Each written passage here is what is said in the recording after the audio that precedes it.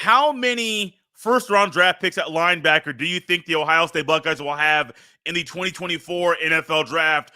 Eichenberg and Chambers are two guys that are in that conversation, but I'm not sure if they'll be first-round picks. We'll get an answer today on Locked on Buckeyes.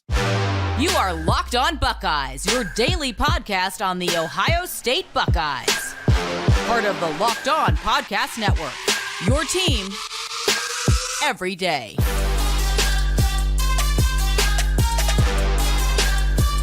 What is up, Buckeye fans? Welcome back to the episode of Locked on Buckeyes for the Locked on Podcast Network. I'm your host, Jay Stevens, also the host of the Jay Stevens Podcast. It is Tuesday, August 8th in the year 2023, and I want to thank you for making Locked on Buckeyes your first listen or first watch of every single day. During today's episode, my favorite NFL draft analyst is back. He is a draft analyst for Rising Draft Scouting, and he covers recruiting for Notre Dame at irishbreakdown.com. It's my guy, Ryan Roberts. Ryan, the season's almost here. I'm excited to watch football, college football, in a couple weeks. Yeah, man, it's really close. I mean, Notre Dame has a week 0 game this year, so we're like 20-something days away, which is absolutely insane, man. I felt like the beginning of the summer was like dragging so much, and then we finally hit the like month and a half mark, and things are starting to fly by. Because now I'm kind of like, I need to get a lot of work done before the season starts. But we're here, man, and it's close. And preseason games and Hall of Fame inductions in the NFL side, college football coming back soon. It's super exciting, man. Absolutely. It is exciting. Those week 0 games are always interesting to me because I'm always trying to figure out, like, okay, who's playing? I know somebody's playing on the other side of the pond in a different country. Where are they playing? Why are they playing over there? Is there a series with this? Notre Dame's being one of those schools. I think you said they're playing in Ireland. Is that correct? Dublin. Yep. Dublin. Yep. Okay. Who are they playing? They're playing Navy, so they got they're gonna hopefully start the year off on a good note there out over the pond. To your point, I sure hope so. Ryan, one of the topics that just hit us once again is conference realignment. I get tired of it. I personally wish the realignment would stop and that the TV money was not dictating all of the moves, not just TV money, but also I've been on the record saying anytime you change the playoff or how you're going to figure out how you're going to find the national champion, there's going to be a realignment. You're going to get a lot of movement around the country. Doesn't really make sense to me, especially with the current state of it right now. Notre Dame is one of those schools that Ohio State fans are looking forward to playing once again. Ohio State fans are thinking that they're going to get a win over the Irish in September. But also, I think Ohio State fans would be very interested to find out or curious to see if Notre Dame joins the Big Ten, because that instantly becomes a contender for the Buckeyes to win the Big Ten Conference if the two are in the same conference. Do you think Notre Dame should join the Big Ten Conference?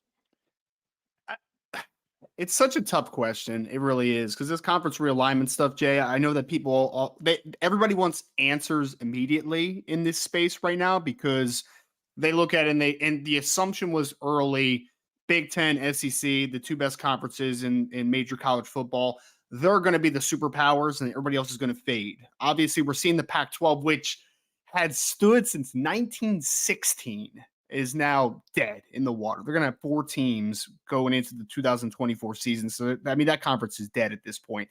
But the Big 12 has kind of tried to answer and stay alive, obviously, getting a couple of the Pac schools to come down and play. And then they got a couple of the I don't call them mid-majors, but group of 5 schools like Houston and UCF and those types to come and join the Big 12 to this season as well. So I think that there's a lot that needs to get figured out.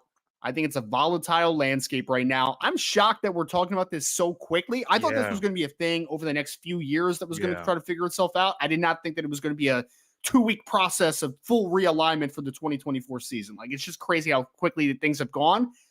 As far as Notre Dame is concerned, I think the 2 major players that people are going to link to them a lot is the Big Ten and the SEC, out for obvious reasons, right? Because they're the 2 major conferences and Notre Dame is a big brand. The ACC is an interesting one because the ACC is kind of losing a little bit of momentum, but Notre Dame also has partnerships with ACC schools in every other sport outside of football, which obviously they still have their independence. I'm in the boat here. There's a lot of push against Big Ten because Notre Dame makes sense regionally to be in the Big Ten, right? Like they're a Midwestern school. But one thing that I think is a big negative for Notre Dame and why they wouldn't want to maybe necessarily make this jump anytime soon is because Notre Dame is such a unique place that I think their biggest sell from a national recruiting perspective is that, yes, they are regionally in the Midwest, but they're not a regional school, right? Like they don't just pull from the Midwest all the time. They have recruits in the 2024 class from Texas and California and Georgia, and they kind of pull from a lot of Florida. They have players from all over the country, and that's the big sell. They get to play a national schedule. They get to travel to California, down into SEC country occasionally, and make those types of trips that I think is a big sell to recruits to want to come and not just play Michigan, Ohio State, and that type of thing on a week-to-week basis.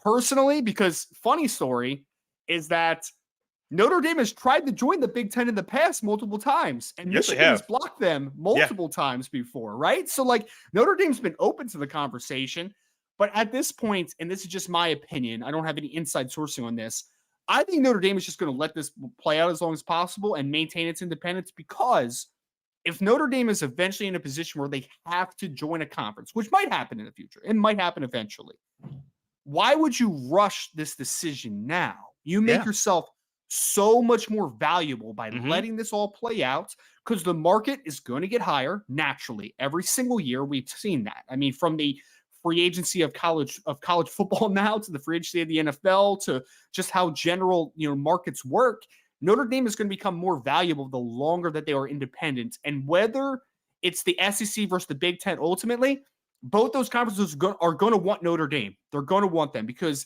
I know people like to throw shade, and I'm sure there's probably some listeners that will throw shade as well, as far as like Notre Dame not being relevant. And like, okay, guys, I get it from a national championship perspective, but Notre Dame is still a very relevant brand, very relevant. And the Big Ten will want them.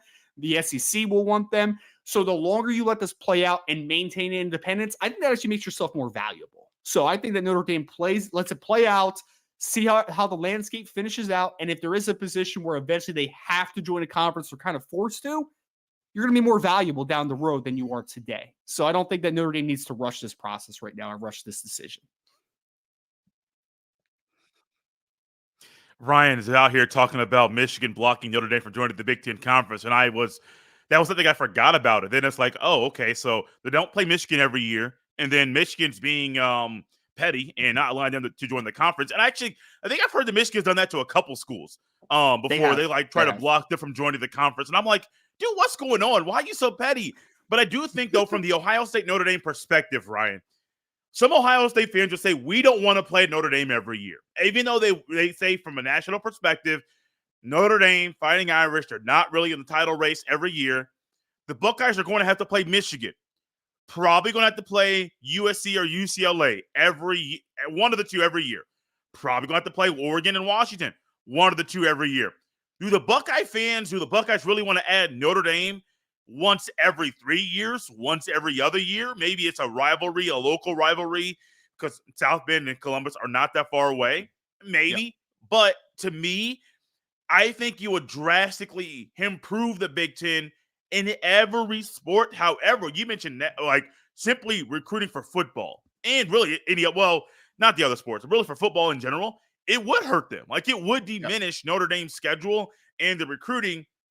I think from a Big Ten point of view, Ryan, it would drastically improve the level of play in the conference.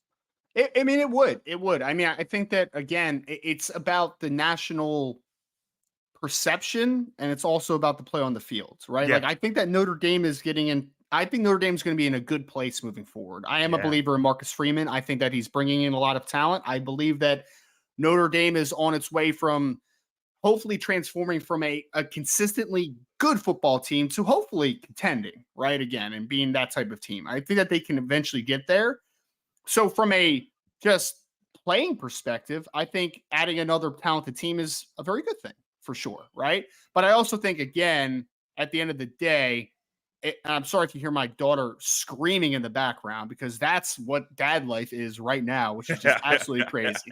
But the perception, I think, is another big thing, Jay. It is. Like, you're not adding – I'm not even going to use another team's name because I think it's a little disrespectful. But you're not adding a low-market team where it's just like they might be a good football team, but like maybe they don't bring a bunch of, money or notoriety to the table.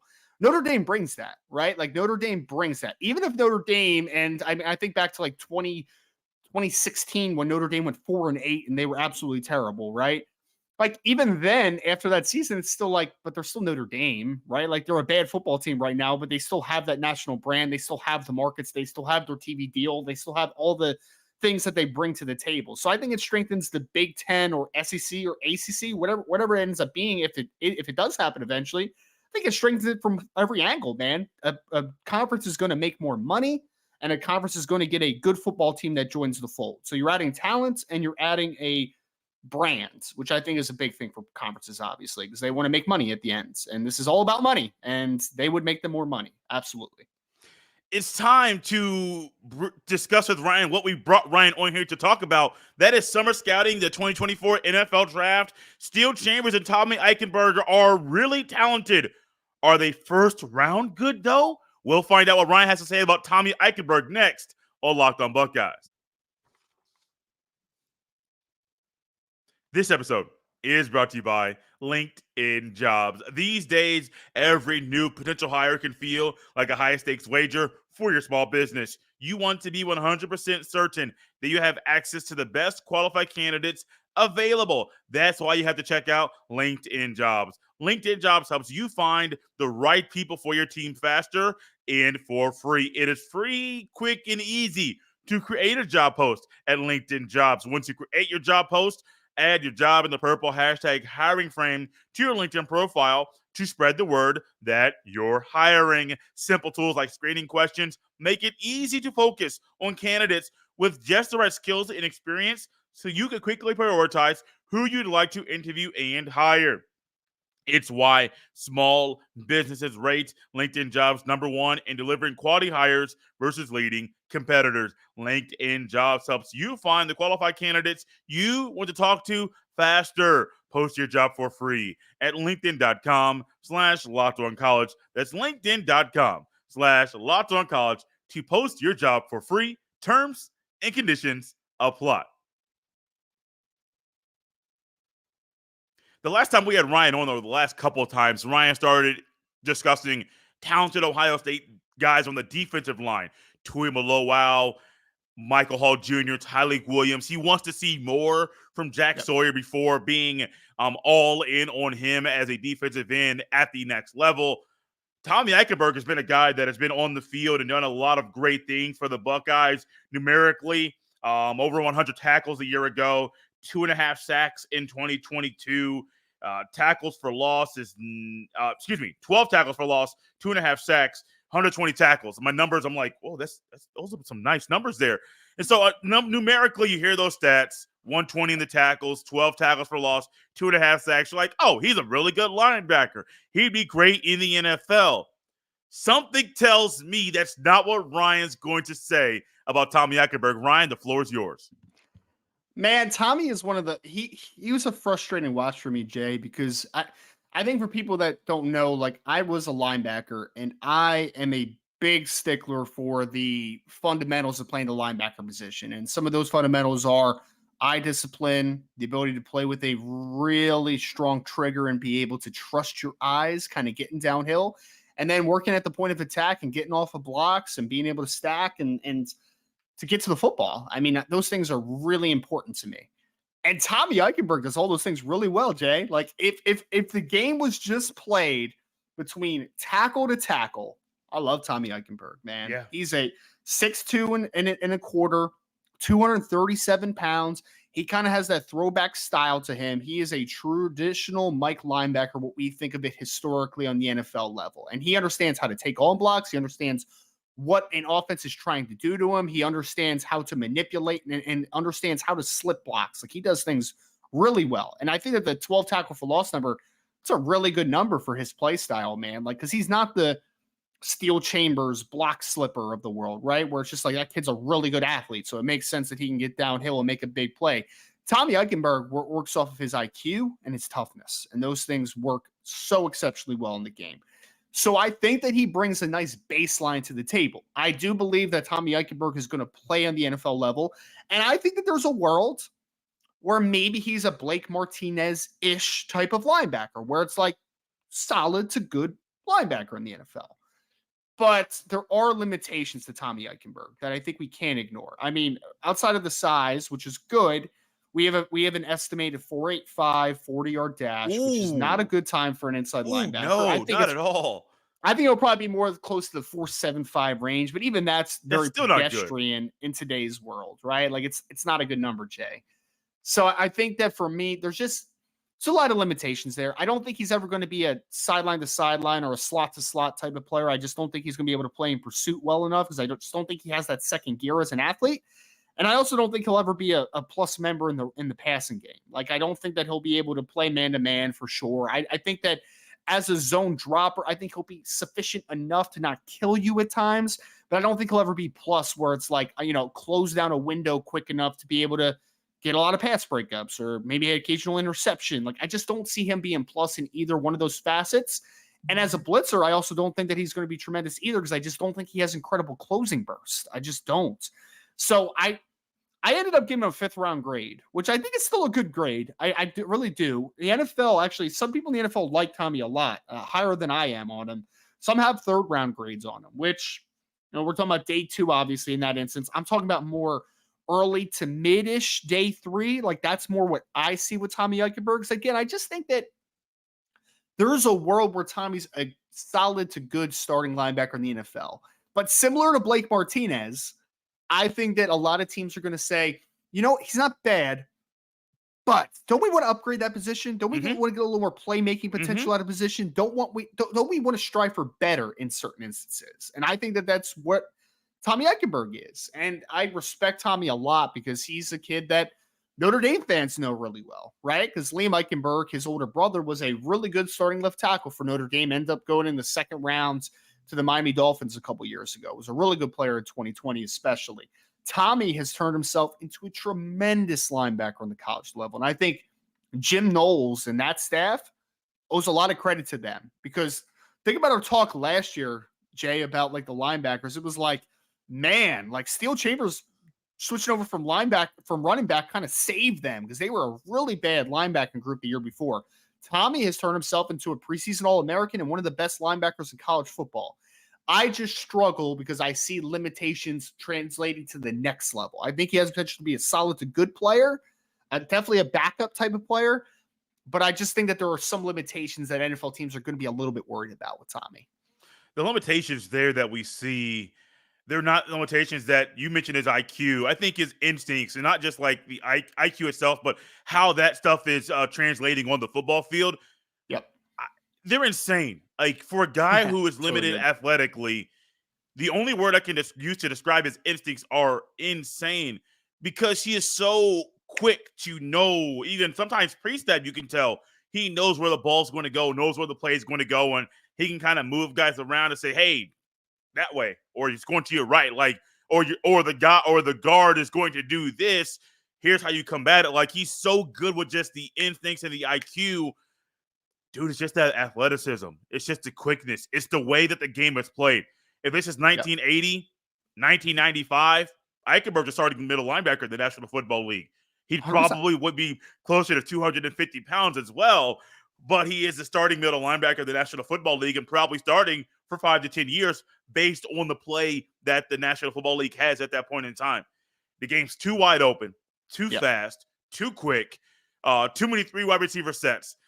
It just doesn't seem like it's a great spot for Eichenberg. However, linebacker and special teams, that speed thing could get in the way, but it could. I'm trying to be really nice here, Ryan. As I say specials, I realize that might not be a spot for him because he might just be too slow.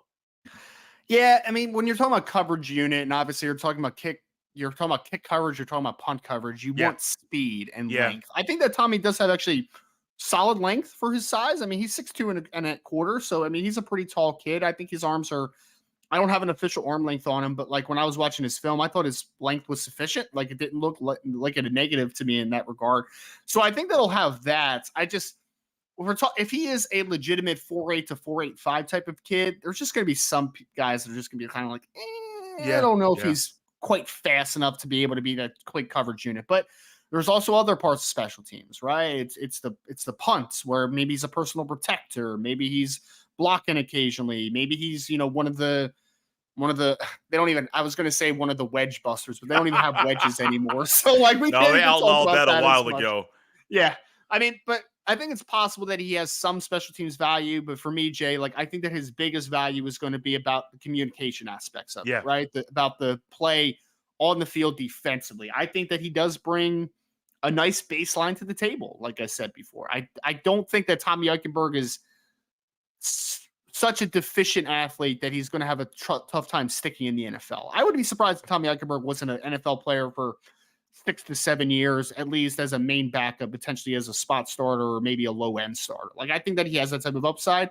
Again, I just think as the game evolves and becomes more and more wide open, to your points, because I agree 100%, it is going to make guys like him extinct. And I'm not trying to call him a dinosaur because he's 22 years old probably, but his style is becoming a little bit archaic in its sense. And it's just the natural evolution of the game. If I was 6'2" and 237 pounds when I was coming out of high school and I ended up being something similar to Tommy, I also would be extinct at this point. Because it's just like, dude, like you can't play, your style does not work anymore. It just doesn't work. So unfortunately, it's just kind of the changing of the time. Hopefully it's cyclical, but at this point, it's just kind of how the game's going. We got to hear what Ryan had to say about Tommy Eichenberg. There was not a first-round grade there. I think the conversation is going to get more positive when we hear about Steele Chambers and what he brings to the table and how it might translate to the National Football League. We get to hear that next on Locked On Buckeyes. This episode is brought to you by Billiards Plus. Billiards Plus has the best selection of pool tables, game tables, shuffleboard tables, and more. And the best service in Central Ohio. Billiards Plus also can set you up with a brand new top-of-the-line grill that will last for generations. We all know how hard it is with the supply chain issues this year and getting certain things shipped on time. So when it comes to ordering that one big gift for someone you love, check out Billiards Plus. They have exactly what you are looking for. Billiards Plus carries the best pool tables from Brunswick, Olhausen, Canada, Billiards, and more. Plus, top-of-the-line grills from PK, Napoleon, Memphis, and Le Griddle. That will be the last grill you own. Seriously, these grills stay in the test of time. No matter the season, Billiards Plus has you covered for all your indoor and outdoor entertainment needs. Visit their showroom on Dublin Center Drive in Dublin. Check them out at billiards-plus.com. Billiards Plus, family owned and operated for generations. Ryan, Steele Chambers is one of those guys that when he moved from running back to linebacker, as you mentioned earlier, I was kind of excited because he got a chance to get on the field, but also I was kind of bummed because I saw a spot for Steele Chambers as an Ohio State linebacker.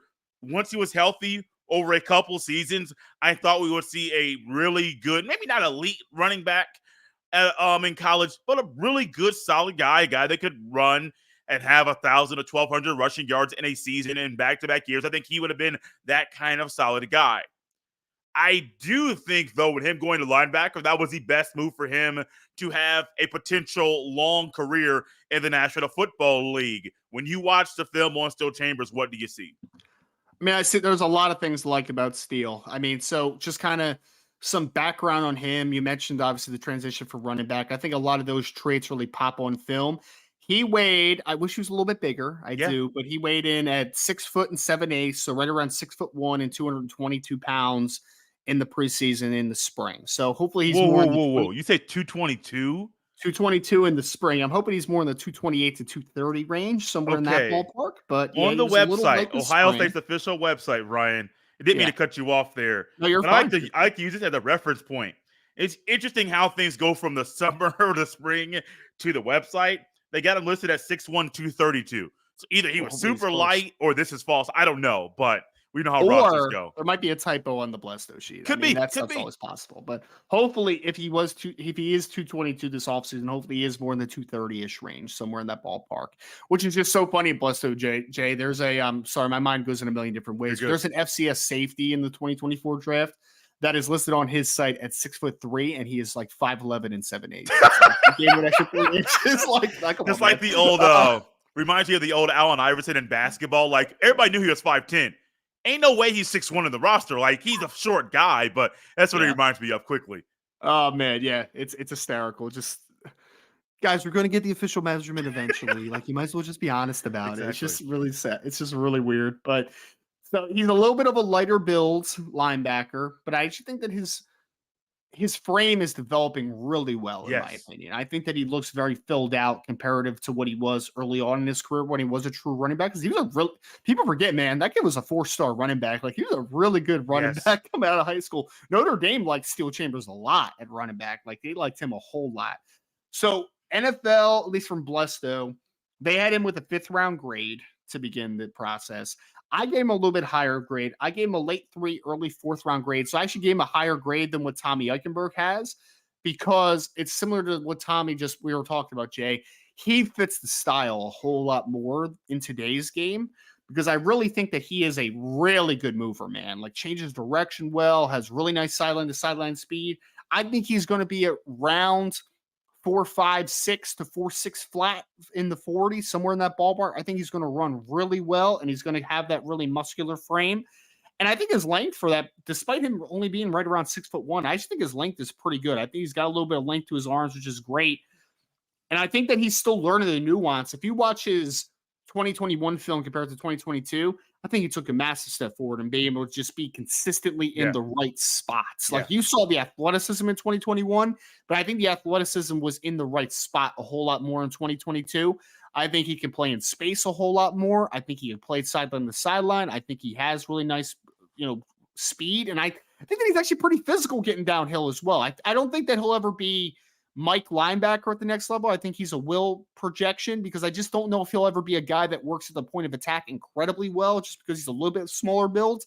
But man, he gets downhill with a ton of athleticism, a ton of explosiveness, and he can work sideline to sideline. That's my type of linebacker. And I think that he could be another kid also. Forget about special teams for a second, because I think he'll be really good in that area as well.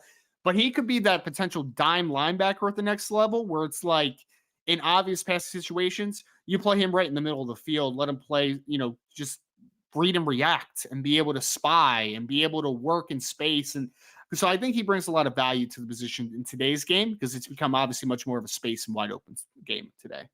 One of the best things to think about a guy when it comes to him transitioning to a new position, how often is he on the field? Now, I'm not saying, like, does he start right now for this part of it?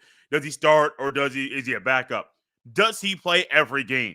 And in 2021, his first year being a full-time linebacker, played in 12 of 13 games, Ryan. That's pretty good for a guy, especially when that year that you watched the film, the defense was bad. Like, it was atrocious.